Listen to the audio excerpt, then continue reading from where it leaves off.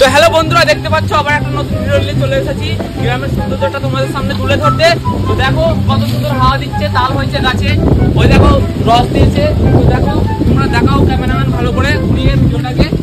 খুব সুন্দর হাওয়া দিচ্ছে, হাওয়াটার সাথে কিসের একটা সেন্ট আসছে, মনে হয় গ্রামের সৌন্দর্য।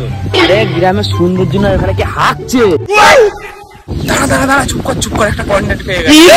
ঠিক আছে ভাই, চো চো চো, এখান থেকে লুকিয়ে লুকিয়ে ভিডিওটা শুট করবি। ওই দে